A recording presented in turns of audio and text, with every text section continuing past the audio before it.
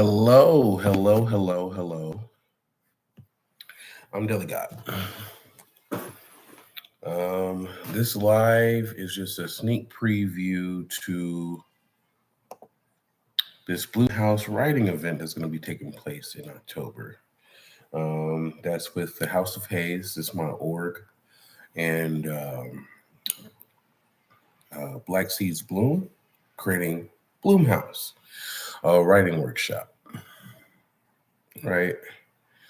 Um, so part of the workshop has to do with universe creation, um, character creation, psychology of characters, um, and how to get into a lot of this esoteric or utilizing esoteric knowledge to further your story. So part of our opening that we're going to do in October is talk about Superman, right? Superman is like a widely known character, especially out here in America. Man from Krypton came here to Earth, has, multiple identities. And yeah, I wanted to get into the esoteric identity of Kal-el, right? And so, yeah, I'm going to be tapping into the esoteric trinity of identity. Starting off with Superman. Superman, again, he comes from Krypton. His name originally is Kal-el, right? That was his home name. That's his technically alien name. His true name is Kal-el. When he gets to Earth, they call him Clark Kent, right?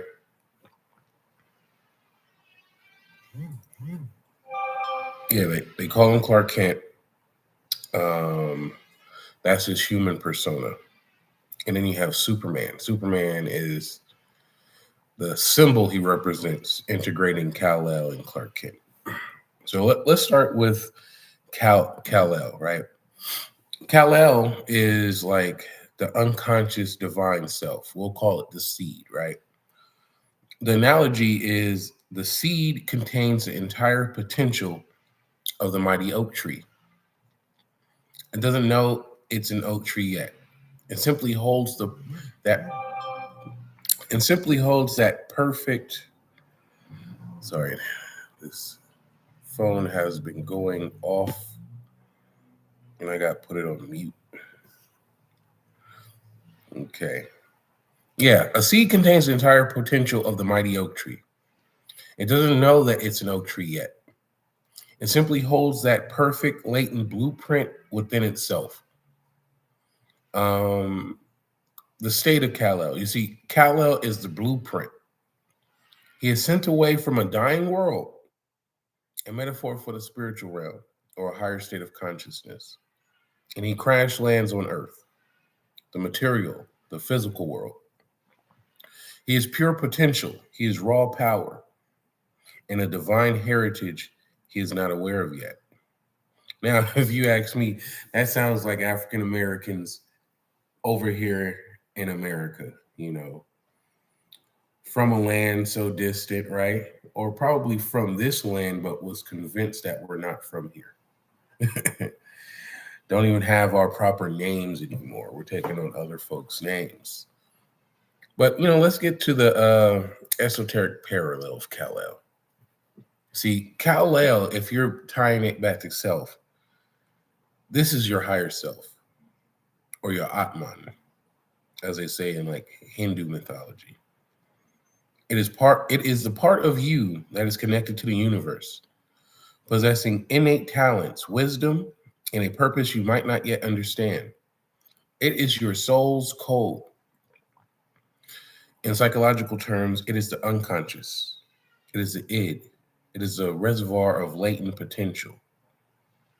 He is power, but it is dormant. That is Kal-el, right? Now let's move on to his Kansas American earthly persona, which is Clark Kent. See, Clark Kent is the conscious constructed self, the nurtured plant, right? As Kal-el was the unconscious divine self, Clark Kent is the conscious constructed self. The analogy with Clark Kent is the seed must be planted in soil. It needs water, sun, care to grow. It develops its roots, a stem, and leaves.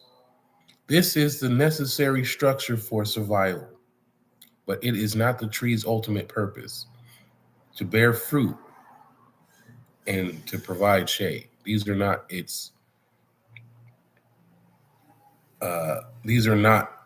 its ultimate purpose, basically. The state of Clark Kent. See, Clark Kent is an identity cultivated by the Kents. They're his adopted family. This is the ego. Yeah, this is the ego. And his ego's primary functions is pretty much protection. The protection hides a vulnerable, incredible truth of Kal-el from the world that might fear or exploit it. The glasses, the clumsiness, the shyness, or a psychic shield. 2, integration. It allows the divine being, which is Kal-el, to learn human values, empathy, morality, love, humor, humility. It goes to school. It has a job. It falls in love. It builds a life. 3, navigation. It is a tool used to interact with the mundane, everyday world. It files reports. It pays rent. It worries about what Lois has to say. Lois. Another Family Guy reference if y'all didn't know. But yeah, that's pretty much Clark Kent, the ego's purpose, right? The esoteric parallel. This is the personality or the earthly vessel. In many spiritual paths, the ego is not the enemy. It is a necessary vehicle. However, the spiritual danger is identification, mistaking the vehicle, which is Clark Kent, for the driver, which is Kal-el, right? Clark lives in a state of forgetting his true nature to function. The key quality to that is concealment and learning. That's pretty much Clark Kent. That's the ego. Then you got Superman. Superman in itself is the superconscious. It is the actualized self. It is the bodhisattva. It is the flowering tree, right? The mature oak tree now, right? This is the analogy. The mature oak tree now fulfills its purpose. It provides oxygen, shade, and acorns. It is full, active expression of the seed's potential now realized in the world. His state, Superman, is not a disguise. He is the manifestation of purpose. He emerges when the true self, Kal-el, now educated and humanized by the ego, Clark Kent, decides to act. He is the synthesis, the power of Kal-el directed by the heart of Clark Kent. His esoteric parallels is the individuation, which is Carl Jung or Carl Jung term, or enlightenment, or becoming the bodhisattva, right? And bodhisattvas, really main journey is to get people into the path, if not the state of enlightenment. But this is the state where the individual realizes their true nature and then chooses to use that realization for the benefit of all. The ego becomes a servant to the higher self, not its master. That's what bodhisattvas do. Superman is the bridge between heaven, that's Krypton, and earth, humanity. The key quality to that is service and synthesis. Now, we have a thing called the alchemical process, right? How one becomes the other. Um, it's pretty much a dynamic process of transformation.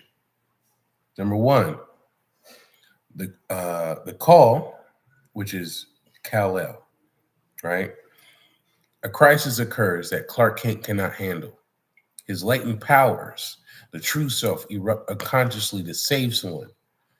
For example, the bus incident in Smallville. If y'all familiar with Smallville, that's his earlier stages in life as a teenager, understanding his powers. But this is the divine spark reminding the ego of its true potential. Two, the struggle. The ego resists. Clark fears this power, right? He tries to suppress it to be normal. This is the pain of spiritual awakening. The fear of losing the familiar constructed self. Losing Clark Kent, the new identity. You have three, the revelation, meeting the true self. Clark learns he is Kal-el, often for Jor-El's AI in the Fortress of Solitude. See, Jor-El is his father on the homeworld, if y'all didn't know that, right? This is the esoteric knowledge and conversation of the holy guardian angel, direct encountering one's higher self, right? Four, integration. Integration is very important. Creating the symbol. He does not destroy Clark Kent. He doesn't become only Kal-El. He integrates them. He takes the values from his earthly life, hope, justice, compassion, etc., infuses them with his innate power. The product of this fusion is Superman, is the symbol of Superman. Five, the return, and which is the service to the world. He returns to the everyday world not as a hidden God, but as a symbol, an active ideal that inspires others to tap into their own higher potential.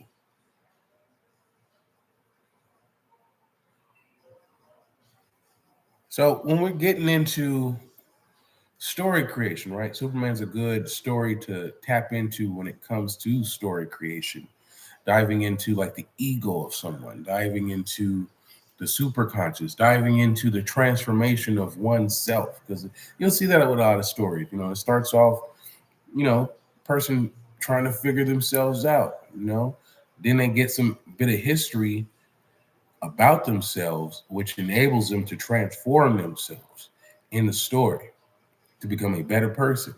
And then that integration between the constructed self and the true self, thus becoming the symbol, which is the Superman symbol. Or if it's Batman, the Bat symbol, or it's the Flash symbol or logo. Because these are the things, these are some of the processes that we go through in our own lives. And especially when we're telling stories, people can relate to that, you know. So in your own life, this myth is a map for personal development. Your Kal-El is your innate talents, your deepest intuitions, your sense of a calling. Your Clark Kent, the personality you show at work, the social mask you wear, your daily routines and habits, the shit you wear on when you go to the store, when you go to the club, your Clark Kent persona, your regular person persona, right? And then you have your Superman, right? Your Superman is the moments when you align your actions with your deepest values and talents. It's the parent protecting their child, the artist creating beauty, the friend offering selfless help. It's you at your most powerful and compassionate moments. The goal is never to kill your ego or kill your Clark Kent. That is not the goal. A lot of people are like, oh, I need to go through an ego death. You need your ego while you're here, right? You need it while here. It helps us interact with other humans. The goal is not to kill Clark Kent, but to let your inner Kal-El inform and empower him so that your Superman Your best, most actualized self can emerge and act in the world. So yeah, that's all I got for y'all today. Stay tuned because we're gonna go deeper in the next live. All right, deuces.